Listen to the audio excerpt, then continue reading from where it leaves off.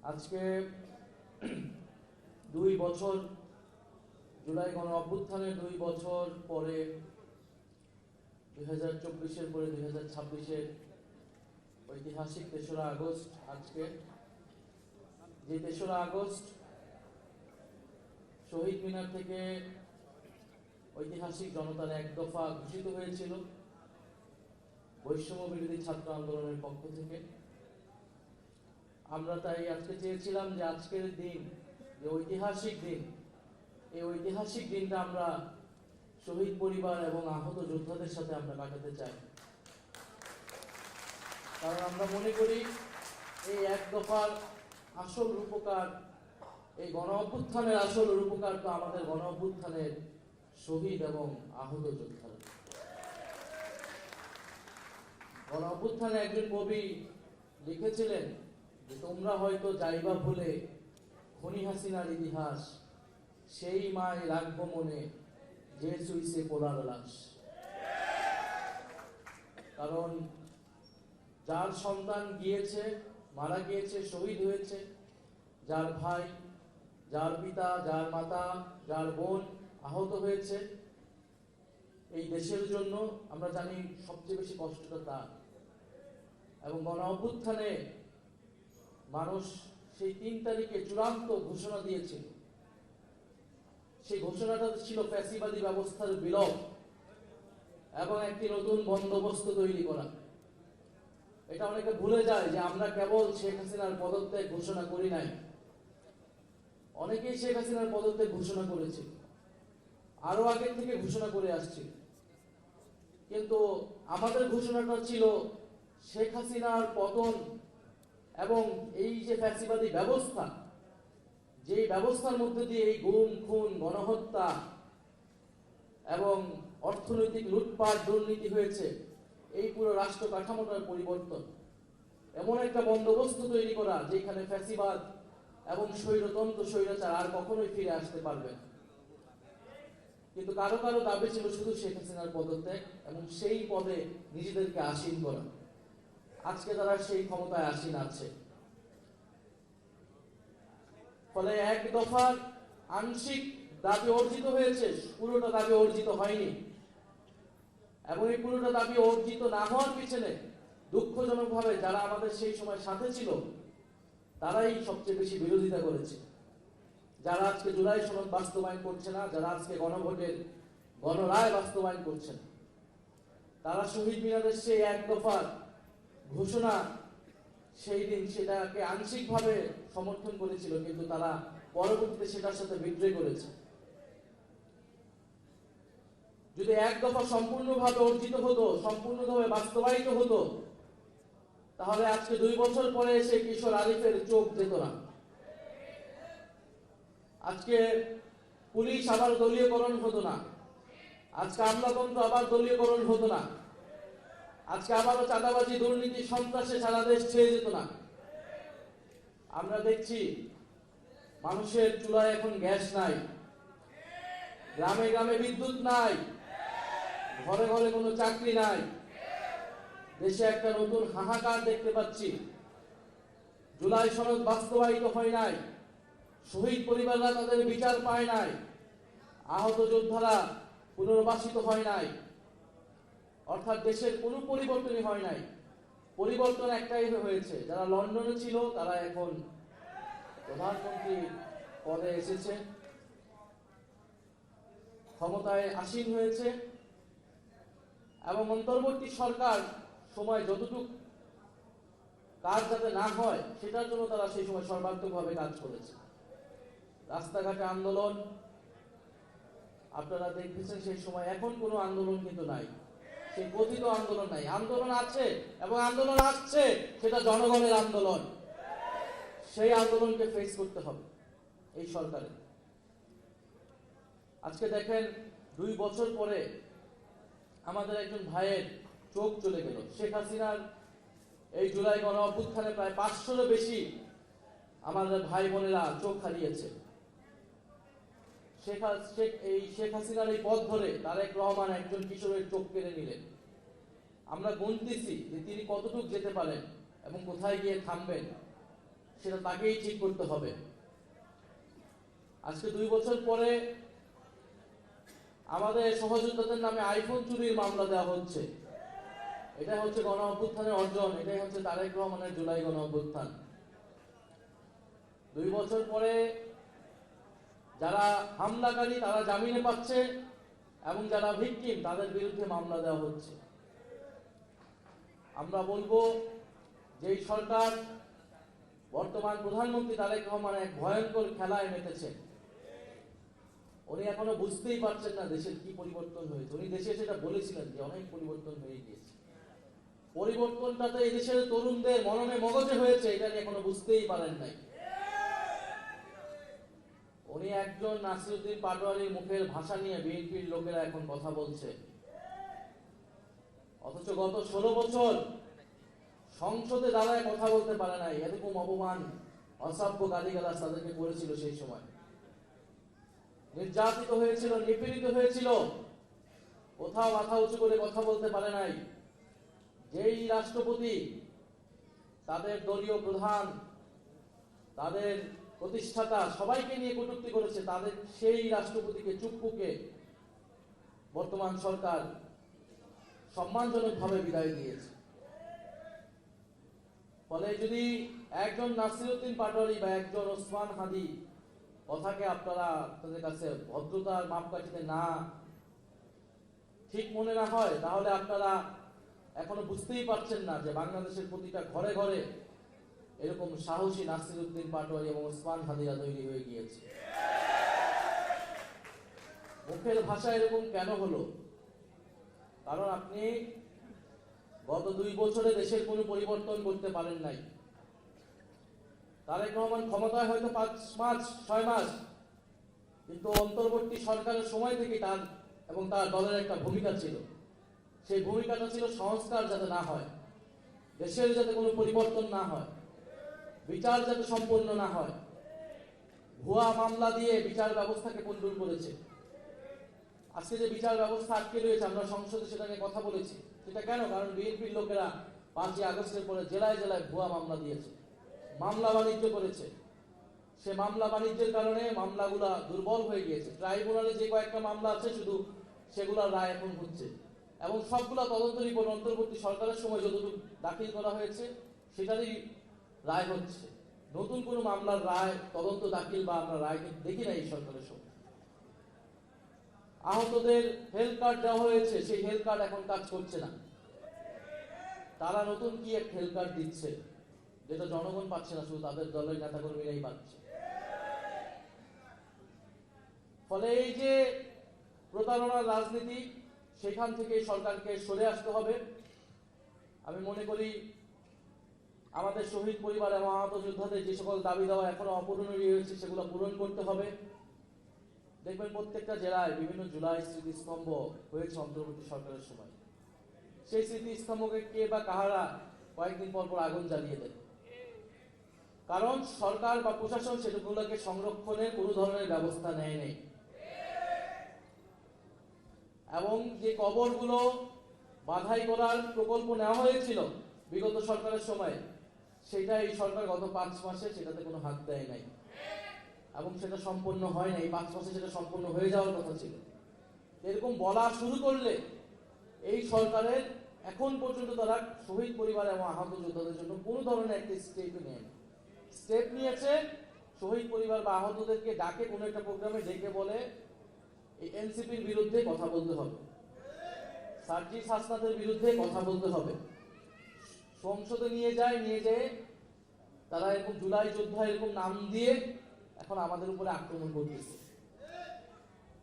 তো এইভাবে তারা নিজেদেরকে প্রোটেক্ট করতে পারবে না। আমরা বলবো আজকে এক ঐতিহাসিক দিন, স্মরণীয় দিন। আমরা জুলাই গণ অভ্যুত্থানের সকল শহীদদেরকে স্মরণ করছি শ্রদ্ধার সাথে। আমরা মনে করি শহীদ পরিবার, আহত, তারা দেশের সম্পদ, রাষ্ট্রের সম্পদ। এদেশকে মুক্ত করার জন্য, স্বাধীনতার জন্য তারা জীবন দিয়েছে, রক্ত দিয়েছে। সেই রক্তের বিনিময়ে এখন আমরা কথা বলতে পারছি, ক্ষমতা বা ক্ষমতার বাইরে যারাই আছে না কেন। ফলে আমরা যদি এই এক দফা বাস্তবায়ন করতে না পারি, যেটা নতুন বন্দোবস্ত এবং নতুন বাংলাদেশ, যার শুরুটা আমরা প্রথম থেকে বলেছিলাম যে নতুন সংবিধানের মাধ্যমে হতে হবে, কারণ এই ফ্যাসিবাদী রাষ্ট্র কাঠামোর বীজটা বপিত আছে হলো সেই ৭২-এর সংবিধানে। আমরা দেখেছি এই বিএনপি সরকার ৭২-এর সংবিধানকে নানাভাবে প্রোটেক্ট করার চেষ্টা করে যাচ্ছে। এখন তারা আবার সংশোধন কমিটির নামেও সেই একটাই পায়তারা যে ৭২-এর সংবিধান থেকে রক্ষা করা। সংস্কারের জায়গায় এসেছিল একটা মধ্যপন্থার বা একটা কম্প্রোমাইজের জায়গায়, সেই সংস্কারও তারা বাদ দিয়ে দিয়েছে। তো আমি বলেছি যে যদি সংস্কারও তারা বাদ দিয়ে দেয় তাহলে আমরা আবার নতুন সংবিধানের দাবিতে আবার আগাবো। গণপরিষদের মাধ্যমে নতুন সংবিধানই তৈরি করতে হবে, একটা গণতান্ত্রিক সংবিধান। কারণ পুরনো বন্দোবস্তের যদি আমলাতন্ত্র থেকে যায়, মিডিয়া ব্যবস্থা থেকে যায়, পুরনো বন্দোবস্তের যদি ব্যবসায়ীদের যেই টাকা পাচারকারী ব্যবসায়ীরা যদি থেকে যায়, দুর্নীতি যদি থেকে যায়, তাহলে দেশের কোনো পরিবর্তন সম্ভব না। এবং তাদের মহাসচিব তিনি নিজেই স্বীকার করেছেন যে ৫ মাসে কোনো পরিবর্তন হয় নাই। ঘুষ খাচ্ছে, দুর্নীতি করছে এবং তাদের দলের লোকেরাই করছে, তারা নিজেরাই এখন স্বীকার করছে। এবং তারেক রহমান ভালো, উনি সর্বাত্মক চেষ্টা করছে। এই ধরনের গল্প আমরা আগে শেখ হাসিনার সময়ও শুনেছি। শেখ হাসিনা ভালো, তাকে ভুল বোঝানো হচ্ছে আর বাকি সবাই খারাপ।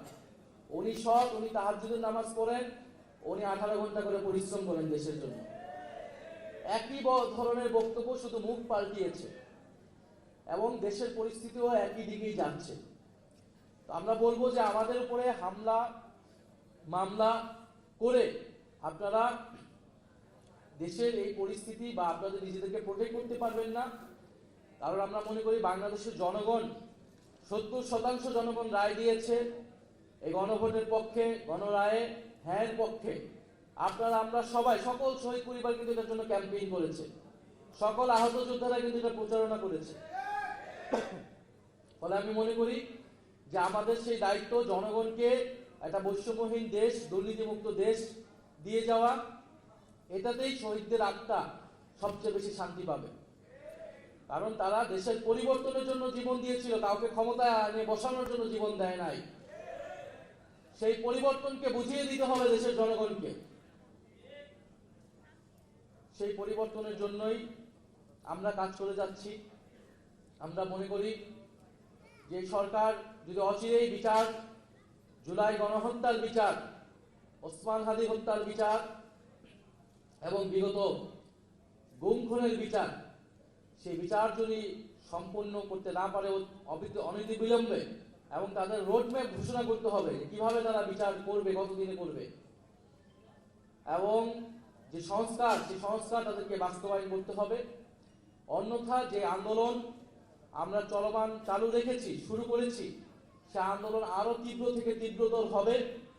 এনসিপি এবং সমমনা যে শক্তিগুলো রয়েছে, আমরা ঐক্যবদ্ধভাবে এই সরকারকে বাধ্য করব জুলাই সনদ বাস্তবায়ন, গণভোটের গণরায়ের আলোকেই বাস্তবায়ন করতে হবে এবং জুলাই গণহত্যার বিচার নিশ্চিত করতে হবে। আর যদি শেখ হাসিনা ডিসেম্বরে আসে, সেই ডিসেম্বরে আসার জন্য যে ব্যবস্থা তারেক রহমান করে দেয়, তাহলে সেটার জন্য আপনারা প্রস্তুত আছেন তো? ইনশাআল্লাহ আমরা সবাই সেটার জন্য প্রস্তুত আছি। ফাঁসির মঞ্চে, এয়ারপোর্ট থেকে সরাসরি ফাঁসির মঞ্চে কোনো কথা হবে না। পুরো বাংলাদেশের জনগণ, 1400 শহীদ পরিবার, 30,000 আহত, লক্ষ কোটি ছাত্র জনতা সেদিন থাকবে বাংলাদেশের রাজপথে, ঢাকার রাজপথে, সরাসরি ফাঁসির মঞ্চে নিয়ে যাবে। ফাঁসি কার্যকর না হওয়া পর্যন্ত রাজপথ থেকে ঘরে ফিরবো না আমরা। যদি এই পরিস্থিতি তারেক রহমান দেখতে চায়, দিল্লির সাথে সমঝোতা করে, তাহলে তাই করুক, আমরা সেটার জন্য প্রস্তুত আছি। এবং তারেক রহমানকে বলবো আপনি তাকে নিয়ে আসার ব্যবস্থা করুন। আওয়ামী লীগের পুনর্বাসনের কথা আপনারা এটা একবার করে দেখেন। আপনাদের যদি হিম্মত থাকে আওয়ামী লীগের পুনর্বাসন করে বাংলাদেশের রাজনীতি করবে, এই পরিকল্পনা যদি কারো থাকে, সে যদি তার যদি হিম্মত থাকে, সাহস থাকবে, সেটা সে করে দেখান। যে আওয়ামী লীগের বিরুদ্ধে বাংলাদেশের জনগণ 5ই আগস্ট ঘোষণা দিয়েছে যে মুজিবের মূর্তি ভেঙে মুজিববাদের নিশ্চিহ্ন ঘোষণা করেছে এই দেশের জনগণ, এমনি এমনি না, রক্ত দিয়ে এই অর্জন আমরা পেয়েছি। এখন আমাদেরকে বিভিন্ন পত্রিকার মাধ্যমে বিভিন্ন এটা সেটা বিভিন্ন টাকা খেয়ে জুলাইয়ের ইতিহাস বিকৃত করবে, জুলাইকে ভুলিয়ে দিবে। এত সহজ যদি হতো তাহলে তারা কতটুকু করতে পারে সেটা বাংলাদেশের জনগণ দেখে নেবে। আজকে ৩রা আগস্ট আমাদের জাতীয় ঐক্যের দিন, আমরা জাতীয় ঐক্য ধরে রাখতে চাই। ৩রা আগস্ট বা ৫ই আগস্ট পর্যন্ত জাতীয় ঐক্যের ভিত্তি ছিল শেখ হাসিনার বিতরণ। ৫ই আগস্টের পরে জাতীয় ঐক্যের ভিত্তি হয়েছে নতুন বন্দোবস্ত এবং ফ্যাসিবাদী ব্যবস্থার বিলোপ এবং বিচার। এর ভিত্তিতে আমরা ঐক্যবদ্ধ হব। যদি তারেক রহমান বিচার করতে পারে, যদি সংস্কার বাস্তবায়ন করতে পারে, আমরা অবশ্যই ঐক্যবদ্ধ হব। ফ্যাসিবাদকে রোধ করার প্রশ্নে আমরা ঐক্যবদ্ধ হব। কিন্তু আপনি কিছুই করবেন না, আপনি শুধু বিভিন্ন জায়গায় ঘুরে বেড়াবেন, বিভিন্ন কার্ড বিতরণ করবেন, আর আপনার লোকেরা দুর্নীতি করবে, আপনার লোকেরা সন্ত্রাস করবে, আমাদের ছোট ভাইয়ের লোক চোখ কেড়ে নিবে, চাঁদাবাজি করবেন, টেন্ডারবাজি করবেন, আর আপনারা জাতীয় ঐক্যে, আপনাদের জাতীয় ঐক্যে আমাদেরকে যেতে হবে। এরকম জাতীয় ঐক্যের সাথে বাংলাদেশের জনগণ নাই, এনসিপি নাই। আমরা মনে করি জনগণের ভিতরে ঐক্য আছে। অনেকে বলে জুলাইয়ের ঐক্য, জুলাইয়ের ঐক্য জনগণের ভিতরে আছে, মানুষের ভিতরে ঐক্য আছে। মানুষ বৈষম্যের বিরুদ্ধে এখন ঐক্যবদ্ধ, দুর্নীতির বিরুদ্ধে এখন ঐক্যবদ্ধ, চাঁদাবাজির বিরুদ্ধে ঐক্যবদ্ধ, সন্ত্রাসের বিরুদ্ধে ঐক্যবদ্ধ। সেই ঐক্য আপনারা অচিরেই দেখতে পাবেন। সেই ঐক্য আপনাদেরকেও ফেস করতে হবে। যদি আপনারা এখনো সময় আছে, যদি না শুধরান, 5 মাস যদি বলেন সময় দিতে হবে, সময় দিতে আমরা প্রস্তুত আছি। কিন্তু এইভাবে আপনারা যদি সুশাসন দিতে না পারেন তাহলে তো দেশ চালাতে আপনারা পারবেন না। তারা বলতেছে যে আমরা তো নির্বাচিত হয়ে আসছি। তো নির্বাচিত হয়ে আসা মানেই যে আপনি 5 বছর থাকবেন, এটা আপনাকে কে বলছে? কেউ নির্বাচিত হইলে সে 5 বছর থাকবে, এইটা তো কোনো ম্যান্ডেট জনগণ দেয় না। নির্বাচিত হওয়া মানে সে সর্বোচ্চ 5 বছর পারবে। পৃথিবীর বিভিন্ন দেশে প্রধানমন্ত্রীরা পদত্যাগ করে সরে যাইতে বাধ্য হয় যদি গুড গভর্নেন্স দিতে না পারে, যদি সুশাসন দিতে না পারে, যদি যে প্রতিশ্রুতি জনগণের কাছে দিয়েছে সেই প্রতিশ্রুতি রক্ষা করতে না পারে। ফলে আপনার সর্বোচ্চ সময়সীমা 5 বছর, সর্বনিম্ন কত সেটা আপনাকেই ঠিক করতে হবে।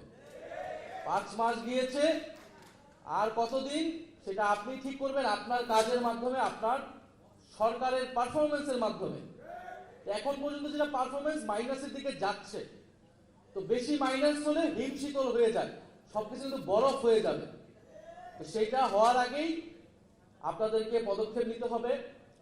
প্রিয় শহীদ পরিবারবৃন্দ, আমি জানি আপনাদের অনেক অভিযোগ আমাদের প্রতি আছে, আহতদের অনেক অভিযোগ আমাদের প্রতি আছে, কিন্তু আমরা সর্বাত্মকভাবে চেষ্টা করে যাচ্ছি। এখনো 5ই আগস্টের পর থেকে আমরা সর্বাত্মকভাবে চেষ্টা করেছি আপনাদের জন্য কাজ করার, এদেশের জন্য কাজ করার। কারণ আমরা বিশ্বাস করি আমরা আপনাদের সন্তান। আজকে আপনার সন্তানের জায়গায় আমি থাকতে পারতাম, আমাদের যে কোনো সমন্বয় সহযোগিতা থাকতে পারতো, আমার মা এখানে বসে থাকতে পারতেন। ফলে আপনাদের সেই ব্যথা কিছুটা হলেও আমরা বোঝার চেষ্টা করি। তো আপনারা আমাদের জন্য দোয়া রাখবেন, আমাদেরকে সাহস দিবেন।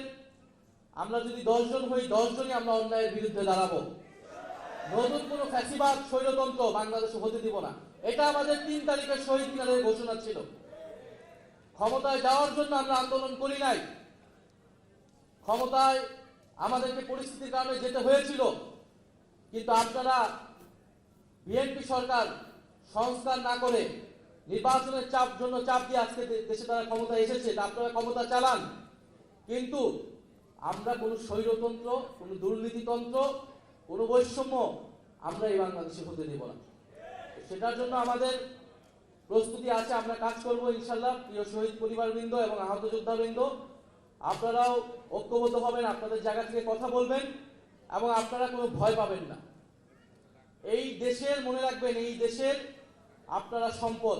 আপনাদের সন্তানরা আপনাদের অঙ্গহানির বিনিময়ে এই দেশ স্বাধীন হয়েছে।